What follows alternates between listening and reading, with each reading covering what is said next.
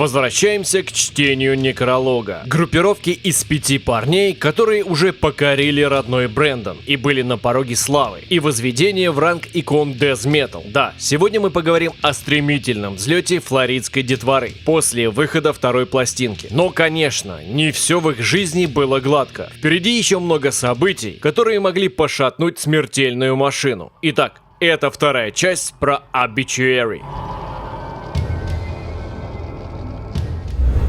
14 июня 1989 года вышел Slowly We Rot. Но я хотел бы сделать пару шагов назад и обсудить одну очень мутную ситуацию. Отыграв всего лишь один концерт под вывеской Obituary, внезапно исчезает Дэниел Такер. Парень не приходит на репетиции, не звонит и не забирает свое оборудование из гаража братьев Тарди. Уже позже выяснится, что Дэниел попал в автомобильную аварию, вследствие чего частично потерял память. История очень странная, если учесть, что Такер был хорошим приятелем Переса. Они тусили вместе, устраивали джемы на вечеринках и имели общих знакомых. Неужели, если, конечно, нашей Obituary действительно нужен был Такер, нельзя было узнать его судьбу через знакомых, родственников? Думаю, при желании можно. В принципе, все это подтвердил Дональд, сказав в интервью журналу Decibels, что банда Такера не особо и искала. Итак, еще до выхода первого альбома флоридцы лишаются басиста. Дэниел нашелся через несколько месяцев, случайно в одном из местных баров. А вот, мои уважаемые чтецы Википедии, правда, которую почему-то скрыли авторы книг, прочтенных мною. Что бы мы делали без современных технологий и Facebook? Сразу скажем спасибо Дэниелу за то, что пообщался со мной. И вот что он сказал по поводу своей амнезии. Черт, это неправда. Я никогда не попадал в автомобильную аварию, никогда не попадал в больницу и никогда не страдал от амнезии. Меня много спрашивают об этом, и это так глупо, что участники Obituary выдумывают такие вещи про бывших музыкантов команды. Они придумали эту историю для того, чтобы от них отстали с вопросами обо мне. Что касается карьеры Такера, в 1991 году он присоединился к группе Wilted Existence, но долго в ней не задержался и на многие годы оставил музицирование. В 2011 он присоединился к проекту Майка Браунинга, но это уже тема для другого видео. Slowly We Rot поступил в продажу. И через 10 дней, 24 июня 89-го, парни играют в Тампе. Концерт совместно с Morbid Angel и Nocturnus. Не нашел информации, был ли у них сессионный басист, или они вообще играли без него, но концерт стал знаковым. В то время во флоридском Форт Лодердейле жил паренек, не так давно старавшийся поиграть в группе Hellwitch, новый состав которой пытался собрать основатель коллектива Пэт Ренейри. К счастью или к сожалению, дальше репетиционные записи с кавером на Death и пары собственных песен парни не продвинулись, и басист, которого звали Фрэнк Уоткинс, остался не при делах. Как впоследствии рассказывал Пэт, он остался не в восторге от игры парней. Но слухи о крутости тамповской сцены расползались по Флориде, и Фрэнк со своими корешами приехал 24 июня посетить гиг с Morbid Angel, ну и конечно с Obituary. Как вспоминает Уоткинс, когда он услышал парней из Брэндона, он подумал, что это самое тяжелое музло, которое он слышал. Пока Фрэнк, опустив челюсть на пол, внемлил чудесным звуком некролога, из толпы выскочил его знакомый и по совместительству басист, только набиравший обороты команды, сыник Тони Чой. Парень, который как будто появился из ниоткуда, подлетел и сказал Уоткинсу: «Про, ты должен играть на басу в этой команде». Фрэнк и не ожидал, что такое может случиться, но, набравшись смелости, подошел после того, как Obituary закончили играть, к Джону и сказал, что, мол, слышал, мол, Obituary нужен басист.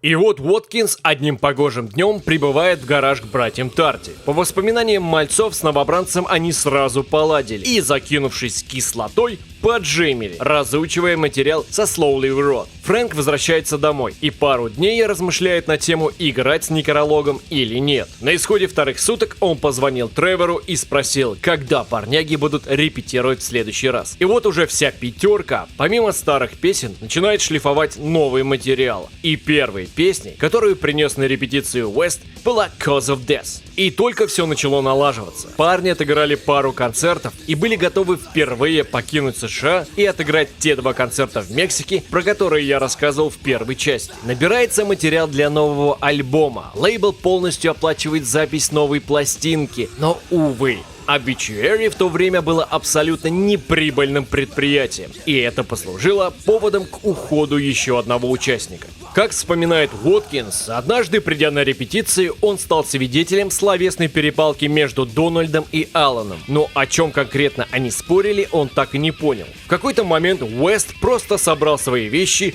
и ушел из гаража, а через пару недель, в течение которых Аллан отсутствовал, Тарди-младший сказал Фрэнку, что по ходу дела они едут в Мексику вчетвером. Как позже выяснилось, подруга Уэста забеременела, в связи с чем гитарист Некролога решил, что работа сейчас главнее туманной карьеры в металлической группе, не приносящей денег. Но несмотря на ту ссору, которую застал Уоткинс, парни разошлись мирно и договорились, что если Уэст решит вернуться в команду, его с радостью возьмут в состав. И неважно, кто будет находиться на его месте. И несмотря на случаи раннего отцовства и вынужденное расставание с музыкальной карьерой, его история в рядах брэндонской банды только начинается, и мы к нему непременно вернемся.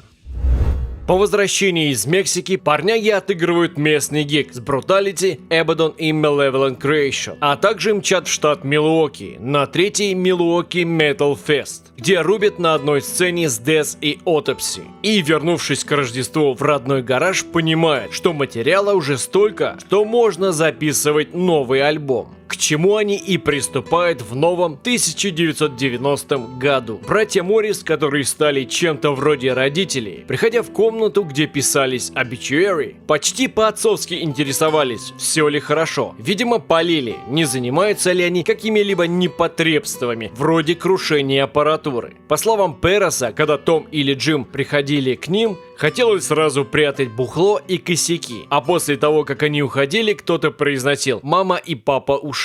Продолжаем дебоширить. А дебоширить они умели. Уоткинс рассказывал, как во время записи решил побороться с Пересом, и последний умудрился толкнуть Фрэнка прямо на здоровый бобинный магнитофон. От удара он остановился и заблокировал пленку, растянув какую-то ее часть. Среди брендовской детворы воцарилась тишина. Все подумали, что запись все. Но благодаря смекалке Скотта Бернса и его прямым рукам ее удалось спасти.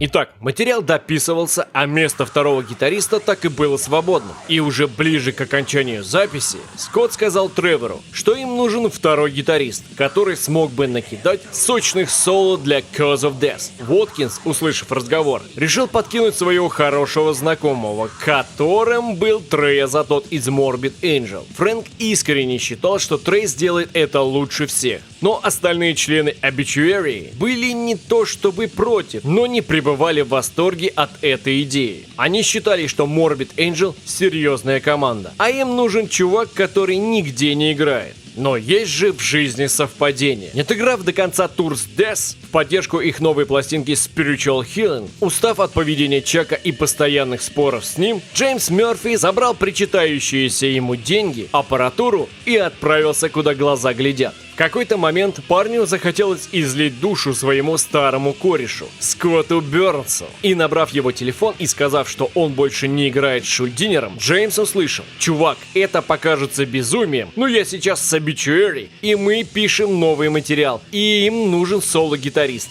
И да, материал огонь. Слухи про крутость Некролога дошли и до Мерфи, и он, не особо задумываясь, изъявил желание попробовать записаться с парнями. Через несколько минут Бернс перезвонил и подтвердил, что Джеймса ждут в студии. Стоит отметить, что Мерфи только вернулся домой после расставания с бандой Чака и уже на следующий день был в студии Мори Саун и сразу включился в работу, начав накидывать кучу идей, где можно вставить соляки. Уоткинс рассказывал, что когда он услышал игру Джеймса, побоялся, что альбом превратится в гору гитарной мастурбации. Наверное, это была ревность из-за того, что не взяли Азатота. Остальные парни тоже отнеслись прохладно к появлению Мерфи в рядах Obituary, и первое, что сказали ему: «Чувак, Вест наш братан, и если он решит вернуться, мы его, не думая, поменяем на тебя». Позже Джеймс говорил, что это было честно, хотя не сильно и радовало. В свободное время парни пили пиво и оттягивались на пляже, пытаясь дружиться с новым членом банды. Хотя, по сути, Мерфи им не стал. Джеймс пытался пропихнуть несколько своих рифов, из которых могли появиться новые песни для второго альбома, но по мнению основателей команды, они не подходили Obituary. Только Воткинс впоследствии выскажет иную точку зрения, но об этом чуть позже.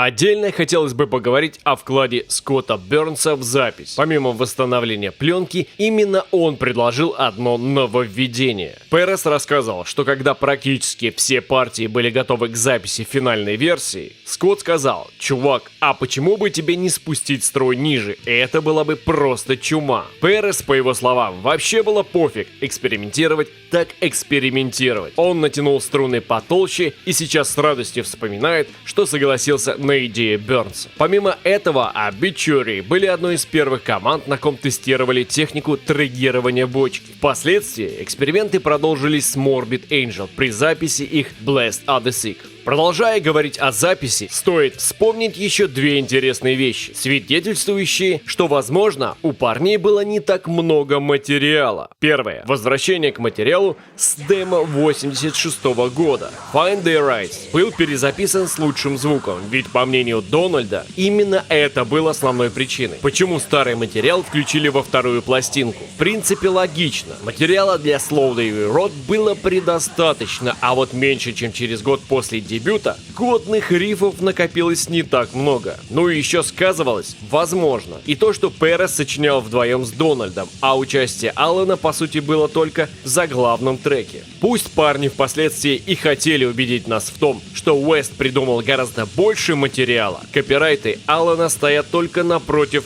Cause of Death. Ну и, конечно, в то время не было сказано ни слова об участии Джипи на этом треке, хотя демо 86-го Некролог писал с ним. Второй момент — это кавер на Celtic Frost. Circle of the Tyrants получился весьма неплохим. И вот что вспоминает по этому поводу Тревор. Они с Дональдом после записи основного материала сидели и просто джемили, играя каверы. А Скотт втихую нажал на запись, и после того, как детвора закончила, проиграл им то, что получилось. Они, услышав это, подумали: какого черта, мы должны записать ее для Cause of Death. Младший Тарди в одном из интервью добавил, что Бернс сказал парням, что у него осталась одна лишняя катушка, которую можно было использовать для еще одного трека. В какой-то момент детворе из Брэндона пришла идея, что альбом должен звучать как бы непрерывно. И они подумали, а почему бы не добавить эмбиентных переходов и вступлений. Соответственно, сами они этого сделать не могли. Но на студию в то время работал некто Кент Смит, который, по мнению парней, выглядел лет на 40-50 и занимался тем, что записывал джинглы и накладывал различные эффекты на записи групп, работающих в Morris Sound. Парняги, недолго думая, договариваются с братьями Моррис, и те отдают дядю на растерзание малолетних дедстеров. Смит вообще не врубался, что такое death metal и что от него хотят, поэтому Уоткинс сказал ему: чувак, просто думай о зле, ужасах и страшных фильмах. И это сработало. То, что выдал бедняга, очень понравилось банде из Брэндона. Кстати, что-то подобное он еще не один раз делает, например, на альбоме Arise от Sepultura. И еще один момент: во многих источниках нашего Кента Смита путают с другим Кентом Смитом, трубачом, который турил с легендарными Rolling Stones. Я проверил и не нашел связи трубача с Morris Sound вообще. То есть, получается, это два разных человека. Что касается Джона и текстов Obituary, которые пока что так и оставались набором слов и звуков.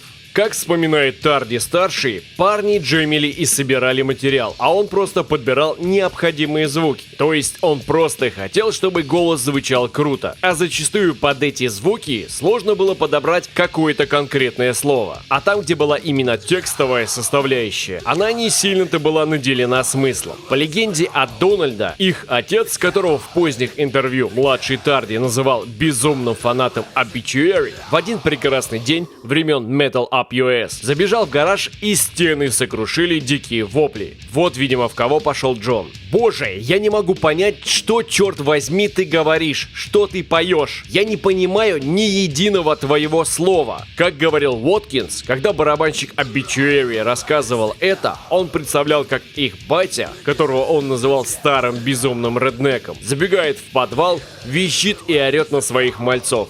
Джеймс Рассел Тарди умер 15 марта 2012 года. В заключение рассказа про запись материала хотелось бы упомянуть о претензии Монти Коннора в отношении работы Скотта Бернса. По мнению руководства Roadrunner, продюсер из Mori Sound записал гитару не в фазе. Сам вообще был не в курсе, что это такое. Просто загуглите, если хотите. Что по сути является косяком записи. И косяк, конечно, Скотта, который так этого и не признал. А нашел Коннор это упущение только когда делали ремастеринг вместе с Джордж Марино в 1997 году.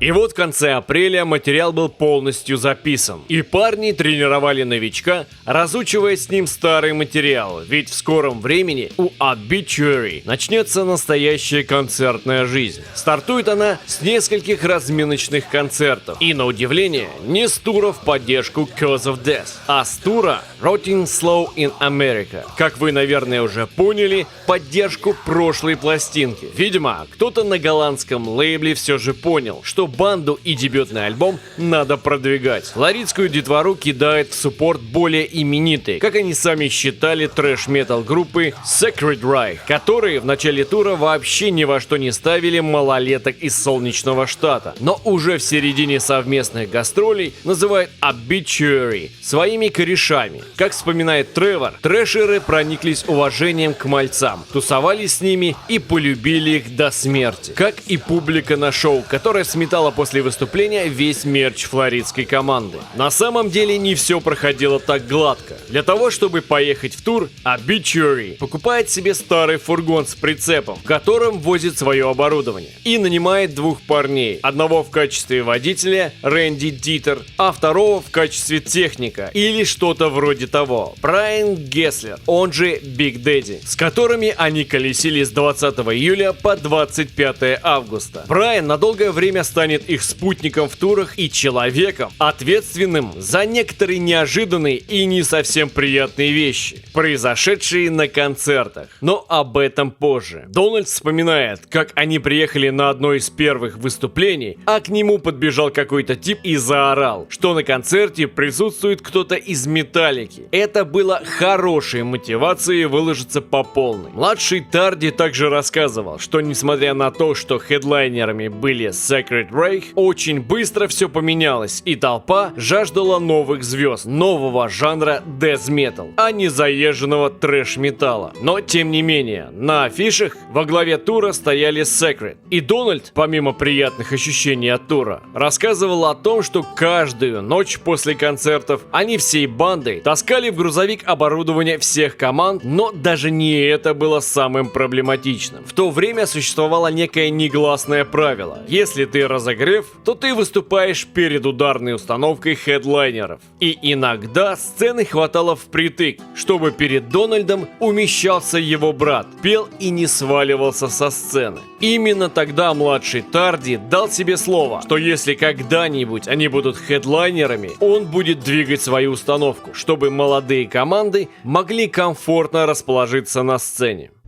Вернувшись после последнего концерта в туре в родной штат, парняги узнают, что им организовывают еще один тур, на этот раз европейский, с отличным суппортом в лице Morgoth и Demolition Hammer. К ним мы еще вернемся. 30 августа им уже надо быть в Германии и начинать Gore and Agony All Over Europe. Не успев даже распаковать вещи, флоридская детвора уже мчит в аэропорт. Но по какой-то случайности авиакомпания, в которой летели парни из Obituary, откладывает перелет в Европу и размещает мальчуганов в гостинице. И вот музыканты стоят в местной кафешке, заказывают еду, а на фоне играет радио, которое прерывается на экстренную новость. В возрасте 35 лет ночью 27 августа погиб гитарист и певец Стиви Рэй, который разбился во время перелета на вертолете с концерта в Ист-Трой на концерт в Чикаго. Вертолет взлетал в условиях плохой погоды, был жуткий туман, и через несколько секунд после взлета он врезается в гору. Дональд вспоминал, что когда он услышал о смерти Стиви Рэя и о том, что он разбился во время полета, то подумал, он концертирует уже как минимум 10 10 лет, а я первый раз лечу в Европу. Хоть бы я прожил хотя бы столько же, сколько и он. Детвора была фанатами Стиви, и его смерть явно мрачила предстоящую поездку. Они без особого аппетита жевали пищу и еще не знали, что этот тур поменяет отношение основного состава Obituary к новичку Мерфи. Первый европейский тур некролога стартует 30 августа, и на протяжении 3 недель парни разносят в щепки клубы в Германии, Голландии, Австрии и Венгрии. А 19 сентября в продажу поступает второй полноформатник от Obituary, Cause of Death. И теперь я хотел бы отойти от дел музыкальных и поговорить об оформлении пластинки. В 1981 году американский художник Майкл Уиллан написал 2 картины с общим названием Lovecraft's Nightmare для 7 томов переиздания рассказов маэстро космического ужаса Говарда Филлипса Лавкрафта. И даже не подозревал, что через почти 10 лет эта иллюстрация станет предметом ссор и обид. Перес серьезно подошел к поиску обложки для альбома и отправился в местную библиотеку, чтобы в книгах по изобразительному искусству найти что-то, что подходило бы содержанию новой пластинки. В одной из книг Time Life, посвященной гражданской войне, он находит несколько иллюстраций, которые показались ему достаточно жуткими, чтобы украсить обложку Cause of Death. Но, увы, руководству Roadrunner не удалось договориться с Time Life, которые наотрез отказались продавать им права. Тогда Тревор, видимо ответственный за оформление, просто спросил у Монти, есть ли у них что-то, что можно было бы поместить на обложку. И тот ответил: у нас есть работа Майкла Уиллана, и она ужасна. В хорошем смысле слова. Коннор отправил копию картины флоридской детворе, и когда Перес разорвал конверт FedEx, первое, что пришло ему в голову, это обложка Cause of Death. И меня не волнует, что там кто скажет. Она будет красоваться на пластинке. И все. Уоткинс же наоборот, увидев рисунок, воскликнул: не, чувак, это не то, вообще не то. В итоге в гараже у парней разразилась целая дискуссия. Каждому, кроме Тревора, что-то не нравилось. И в итоге, после долгих и жарких споров, они решили, что таракана надо убрать точно, а в остальном все хорошо. Но оставалась еще вторая часть картины, которую Монти подогнал банде Demolition Hammer, с которой Obituary катались в их первом туре по Европе. Альбом назывался Epidemic of Violence. И все было бы ничего, если бы не группа Sepultura. Тревор клялся, что об истории с бразильцами он не знал. И все это развод от руководства Roadrunner. История появления Lovecraft's Nightmare в руках у Коннора проста. В 1988 году Sepultura подписывает контракт с голландским лейблом, и Mori Sound отправляет Скотта Бернса в Бразилию, чтобы записать их новый альбом Beneath the Remains. И именно для оформления этой пластинки Макс Кавалера хотел использовать работу Майкла Уиллана, которую Монти решил уже позже отдать Obituary. А для бразильцев были куплены права на другое произведение художника под названием Nightmare in Red, которую он рисовал для сборника рассказов американского писателя Чарльза Гранта Tales from the Night Side. Монти в интервью рассказывал, что красный череп больше подходил для Beneath the Remains, поэтому было принято решение поместить на обложку именно эту иллюстрацию, а Lovecraft's Nightmare приберечь для кого-то другого. И ни одна из двух команд не знала о подъебе, пока в сентябре не вышла пластинка Некролога и не попала в руки Sepultura. Веселее было и то, что через пару месяцев у Obituary и Sepultura стартовал совместный тур по США и Канаде. Но бразильцы понимали, что участники группы ни при чем, и все это движение со стороны лейбла. Как вспоминает Коннор, Игорь Кавалера долго не мог простить ему, что он отдал присланную ими иллюстрацию для обложки другой команды. Перес говорил, что Игорь даже сделал себе тату с частью этой картины, но я пролистал кучу фоток с Sepultura и не нашел на нем что-то похожего. Если кто в курсе, правда это или нет, пишите в комментариях. Кстати, бразильцы еще не один раз будут пользоваться услугами Майкла Уиллана.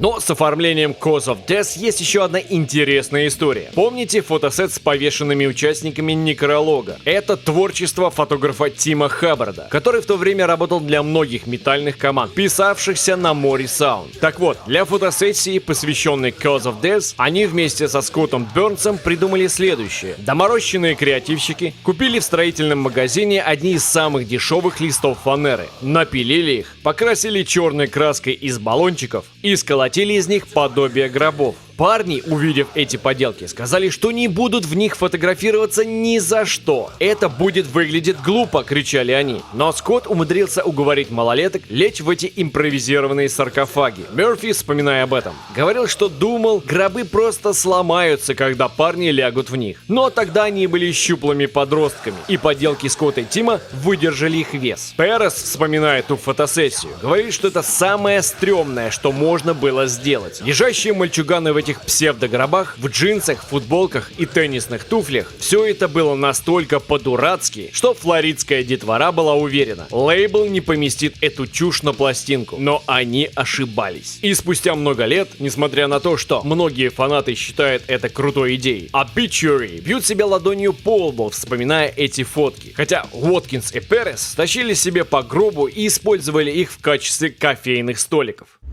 Но вернемся к европейскому туру, который еще продолжался, и к начавшемуся в рядах Obituary тихому конфликту. Мерфи был не самым компанейским парнем и не сильно любил тусоваться с некрологом после концертов, прибухивать и курить шмаль, а также крушить оборудование в море саунд. И эта интроверсия постепенно начала отдалять его от остальных парней. Уоткинс, вспоминая то время, рассказывал, что новый гитарист постоянно на что-то жаловался, на еду, на условия, и парняк это напрягало, особенно когда он высказывал недовольство перед членами других банд. И к концу Gore and Agony All Over Europe большая часть Obituary была готова выкинуть Джеймса из команды. Ближе к концу тура Джеймс познакомился с парнями из банды Cancer, к которым в скором времени присоединится. 13 октября 1990 года европейский тур закончился, и детвора вернулась домой. Как вспоминает Фрэнк, он подошел к дому с походной военной сумкой, но на пороге встретил свою мать, которая не пустила его внутрь, а заставила кинуть сумку в сторону, взяла шланг и начала из него поливать сына. Уоткинс объяснил это тем, что от него жутко воняло, ведь они попросту временами забивали на душ. Так что, может, жалобы Мерфи и не были беспочвенны.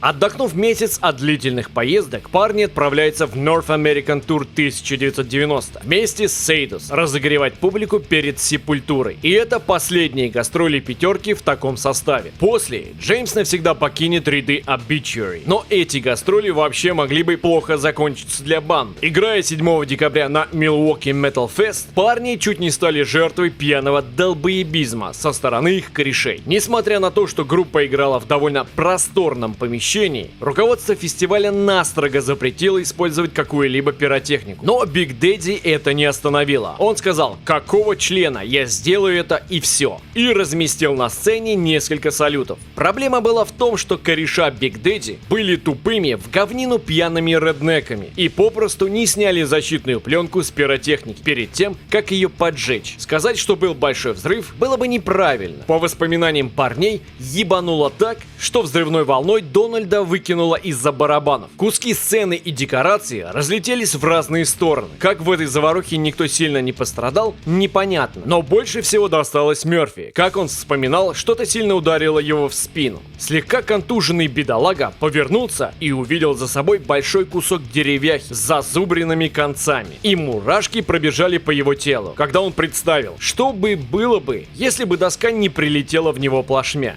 И в подтверждение этому кто-то со стороны закричал: «Чувак, она могла тебя убить!» Стоит отдать должное флоридской детворе. Они доиграли сет, несмотря ни на что.